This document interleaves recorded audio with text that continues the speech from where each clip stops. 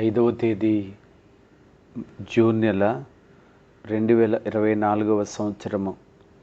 ఈ ఉదయకాల ధ్యానము కొరకై పరిశుద్ధ గ్రంథములో నుండి ఆదికాండము 26వ అధ్యాయము 3వ వచనాన్ని చదువుకుందాము. ఈ దేశమందు పరవాసివై ఉండుము, నేను నీకు తోడయుండి నిన్ను ఆశీర్వదించెదను. దేవునికి మహిమ కలుగునుగాక. ప్రభువునందు ప్రియమైన వారులారా, ప్రభు అయిన యేసుక్రీస్తు వారి పరిశుద్ధ నామములో మీ అందరికీ కూడా శుభములు తెలియచేస్తూ ఉన్నాను. మన తండ్రి అయిన దేవుని నుండి, ప్రభు అయిన యేసుక్రీస్తు నుండి కృపయు సమాధానమును మీకు కలుగునుగాక. ఆమెన్. ఇస్సాకుకు దేవుడు అనుగ్రహిస్తున్న వాగ్దానమును ఈ భాగములో చూడగలుగుతూ ఉంటాము.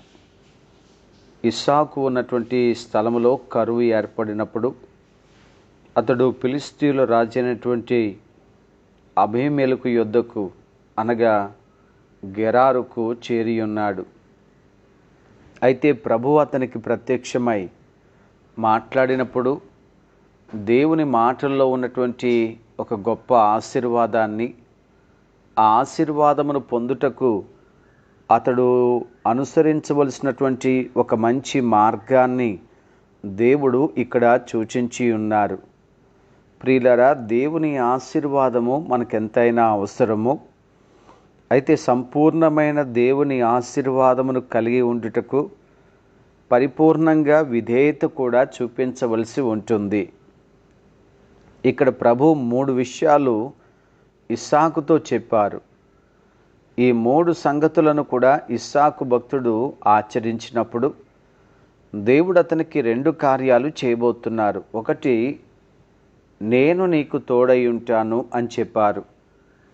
రెండవది, నేను నిన్ను ఆశీర్వదిస్తాను అని చెప్పారు.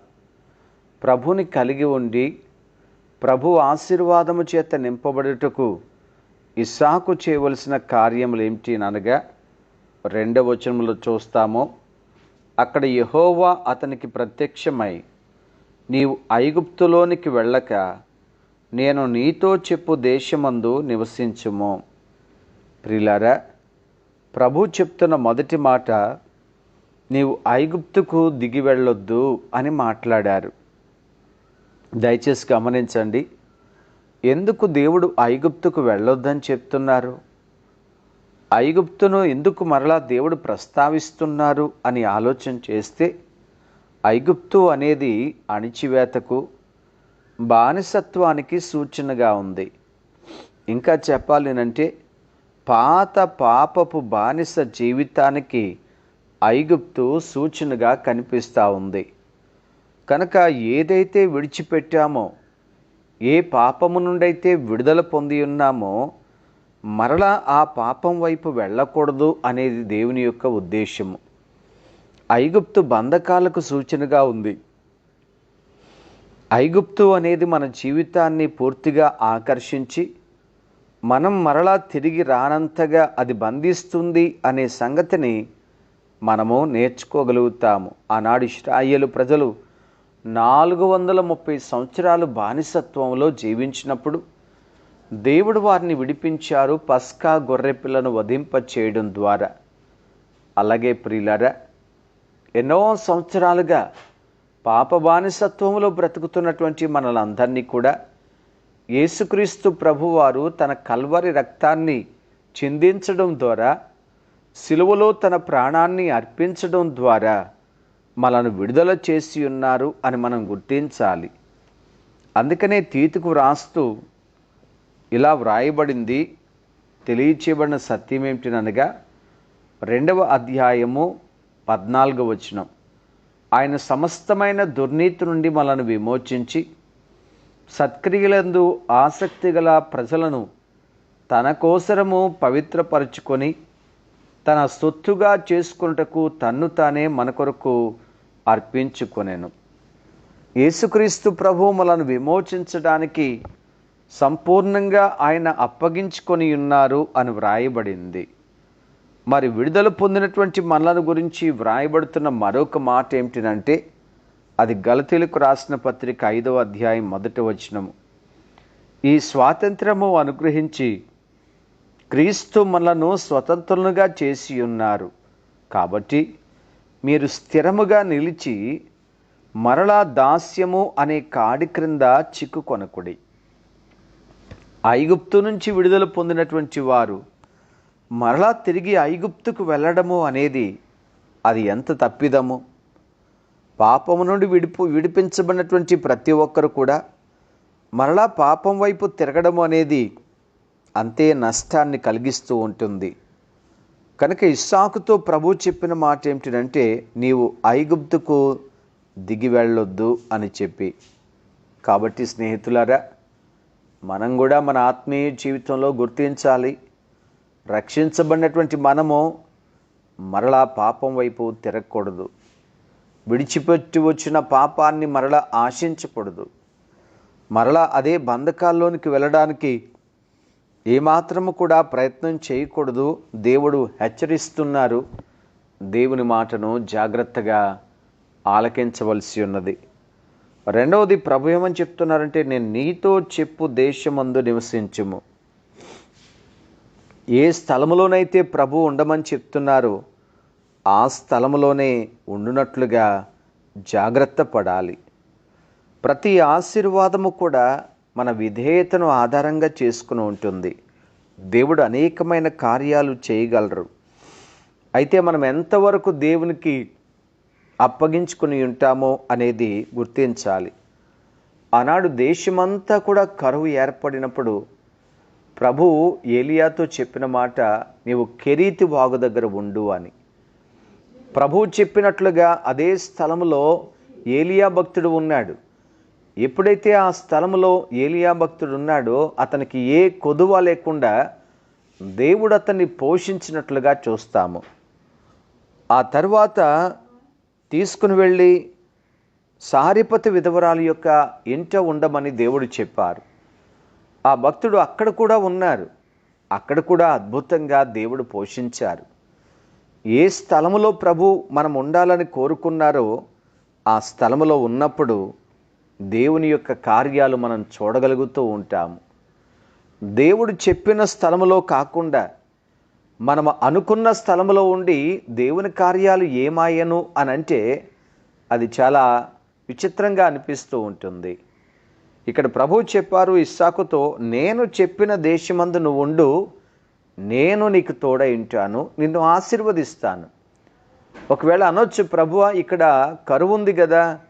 కరువు ఉన్నప్పటికీ కూడా దేవుడు తోడై ఉంటే కరువు కూడా మార్చబడిపోతుంది, మారా కూడా మార్చబడిపోతుంది, అరణ్యం కూడా మార్చబడిపోతుంది, ప్రతికూల పరిస్థితులు కూడా మార్చబడిపోతాయి. అన్నీ కూడా మార్చేసే దేవుడు తోడై ఉంటే ఇక పరిస్థితుల మీద మనసు పెట్టుకొని ఇదిగో ప్రభువా ఈ పరిస్థితి ఆ పరిస్థితి అని ఎందుకు చెప్పాలి? చాలాసార్లు ప్రియులారా, దేవుని మాట కంటే కూడా పరిసరాలపైన పరిస్థితులపైన ఎక్కువగా ఆధారపడుతూ ఉంటాము. కనుక చాలా జాగ్రత్తగా గమనించాలి. దేవుని మాట చాలా గొప్పది.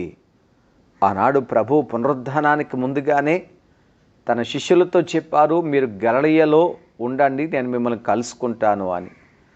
ఏ విధం చేతనైనా శిష్యులందరూ కూడా గలిలయలో ఉన్నారు. పునరుద్ధాడేటువంటి ప్రభువు వారికి ప్రత్యక్షమయ్యారు. అక్కడ ప్రత్యక్షమైనప్పుడు జరిగిన అద్భుతమైన కార్యం ఏమిటంటే దేవుడు వారిని పునరుద్ధరించారు. ముఖ్యంగా పేతురు తన జీవితంలో ముమ్మారు బొంకి ఎంతో కృంగిపోయినటువంటి పరిస్థితిలో ఉన్నప్పుడు పేతురును ప్రత్యేకంగా దర్శించి అతన్ని మరలా పరిచర్య కొరకు దేవుడు పునరుద్ధరించి బలపరిచినట్లుగా చూస్తూ ఉంటున్నాము. కనుక స్నేహితుడా, ప్రియ సహోదరి, ప్రభు మాటకు అప్పగించుకుందాం. పరిస్థితులకు కాదు, ప్రభు మాటకు లోబడదాం. మనుషులకు కానే కాదు, ప్రభు మాటనే మన జీవితంలో చాలా యోగ్యమైనదిగా తీసుకుందాం. మరి దేనిని కూడా కాదు, మనుషుల మాటలు అంతకంటే కూడా కానే కాదు. ఇక్కడ ఇస్సాకుతో ప్రభు చెప్తున్నారు, నేను చెప్పిన దేశమందు నీవు ఉండు అని చెప్పి. కనుక ప్రభు మాట ప్రకారంగానే మనము నడుచుకుంటున్నామా? ప్రభు మాటను మనము అనుసరిస్తున్నామా అండి? జాగ్రత్తగా పరీక్షించుకుందాం ప్రియులారా. మూడవ సంగతి ఏమిటంటే, ఈ దేశమందు నీవు పరవాసివై ఉండుము అని ప్రభువు చెప్పారు. ఒకటి, నీవు ఈజిప్టుకు దిగిపోవద్దు అన్నారు. రెండు, నేను సూచించినటువంటి స్థలములో ఉండు అని అన్నారు. మూడోది ప్రభు అన్నారు, ఏ స్థలములోనైతే నేను ఉండమని చెప్తున్నానో ఆ స్థలంలో నువ్వు పరవాసిగా ఉండాలి, పరవాసిగా ఉండాలి. అంటే ప్రియులారా, నీవు కాస్త దూరంగానే ఉండాలి, నాది కాదు అన్నట్లుగా ఉండాలి. ఇదంతా కూడా నాదే అన్నట్లుగా ఉండకూడదు. ఇంకో మాటగా చెప్పాలంటే, ఇతరులకు సొంతమైన భూమిలో నీవు ఉండాలి. వాస్తవానికి వాటిలో నివసించాలి, కానీ వాటికి సమీపంగా మాత్రం నీవు ఉండకూడదు. అక్కడే ఉండాలి, పట్టణాలకు దగ్గరగానే ఉండాలి, కానీ వాటిలోనికి మాత్రం వెళ్ళకూడదు. ఇంకో విధంగా చెప్పాలంటే, వారు తమ చుట్టూ ఉన్నటువంటి చెడు నుండి వేరు చేయబడి పరిశుద్ధ జీవితాలు జీవించాలి. వారు అలాగే ఉండాలని ప్రభు కోరుకుంటూ ఉన్నారు. తద్వారా వారు తమ దేవుని నుండి ఆశీర్వాదాన్ని అనుభవిస్తారు. ఒక్క మాటగా చెప్పాలంటే ప్రియులారా, వారు దేవుడు ఉండమన్న స్థలంలో ఉండాలి, కానీ అక్కడ ఉన్నవారితో మాత్రం వారు మమేకమై ఉండకూడదు, ప్రత్యేకంగా ఉండాలి. ఈ మాటలన్నీ మనకి ఏమని తెలియచేస్తున్నాయనంటే, మీరు ఈ లోకానికి వేరుగా ఉండాలి. మీరు ప్రత్యేకంగా కోరుకోబడినటువంటి వారు, దేవుడు మిమ్మల్ని ఏర్పాటు చేసుకొని ఉన్నారు కనుక మీరు దేవుని యొక్క వాగ్దానాలను మీ జీవితంలో అనుభవించాలి, దేవుని యొక్క ఆశీర్వాదాలు అనుభవించాలి అనంటే దేవుడు కోరుకున్నట్లుగా జీవించాలి. యేసుక్రీస్తు ప్రభువు కూడా తన శిష్యులతో చెప్పిన మాటను మనం జ్ఞాపకం చేసుకుందాం.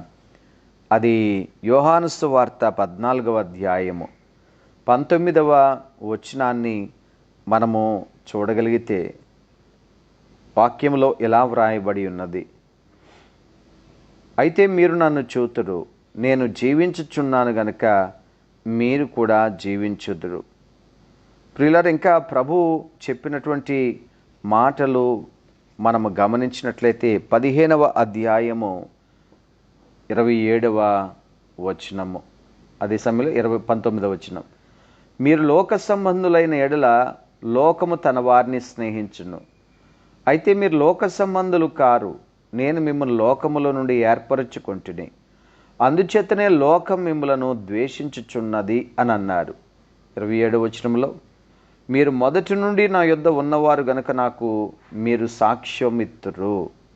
ప్రియులారా, ఈ 2 వచనాలు గమనించినట్లయితే ప్రభు అన్నారు, మీరు లోకములో నుంచి ప్రత్యేకించబడ్డారు, మీరు లోక సంబంధులు కాదు, అందుకని మీరు లోకమునకు వేరుగా ఉండాలి అని ప్రభు మాట్లాడారు. వేరుగా ఉండి ఏం చేయాలి? మీరు సాక్షులై ఉండాలి. దేవుని బిడ్డలారా, ఎప్పుడైతే పరవాసులై ఉండాలి అని ప్రభు చెప్పారో దాని ఆంతర్యం ఏమిటంటే, మీరు ఈ లోకవాసులు కాదు, ఈ లోకమే నాది అన్నట్లుగా మీరు జీవించకూడదు. ఒక ప్రత్యేకమైన జీవితం మీలో కనిపించాలి. మీరు వేరు చేయబడ్డారు, వేరుగానే జీవించాలి.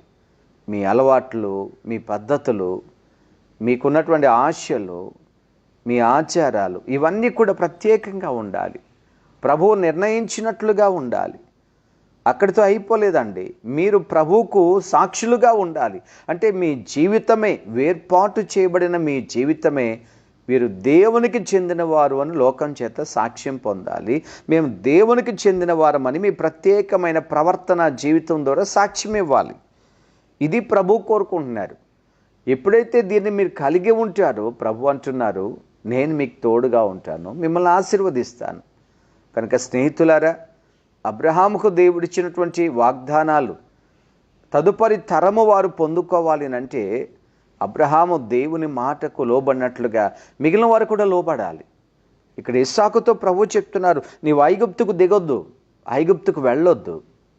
రెండవది, నేను చెప్పిన స్థలంలో నువ్వు ఉండాలి. మూడవది, నేను చెప్పినట్లుగా నువ్వు జీవించాలి. అప్పుడే నేను నీకు తోడుగా ఉంటాను, నేను నిన్ను ఆశీర్వదిస్తాను. స్నేహితుడా, ప్రియ సహోదరి, ఆలోచన చేసుకుందాం.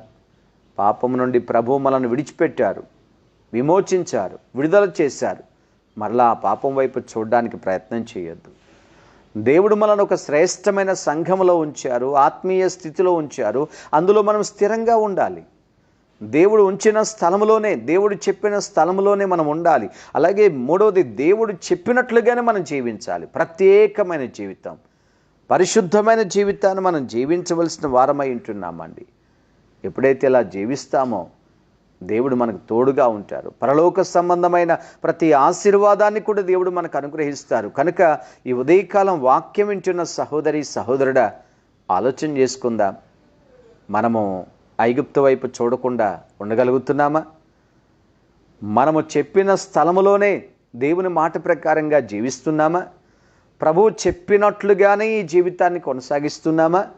ఒకవేళ అలా కానట్లయితే గనక ఈరోజే ఒకసారి పరీక్షించుకొని సరిచేసుకుందాం. దేవుడు మీకు తోడై ఉంటారు. దేవుని ఆశీర్వాదాలు మీరు పొందుకుంటారు. దేవునికి మహిమకరంగా ఒక సాక్ష్య జీవితాన్ని మీరు కలిగి ఉంటారు. అలాంటి గొప్ప భాగ్యము వింటున్న మనందరికీ ప్రభు దయచేయునుగాక. ఆమేన్.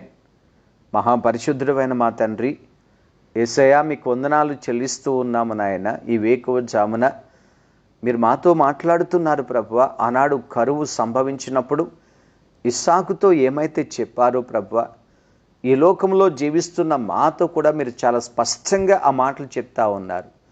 మేము తిరిగి మరలా పాపం వైపు మళ్ళకూడదని, మీరు చెప్పిన స్థలంలోనే మేము ఉండాలని, మీరు చెప్పినట్లుగానే మేము జీవించాలని కోరుకుంటున్నారు.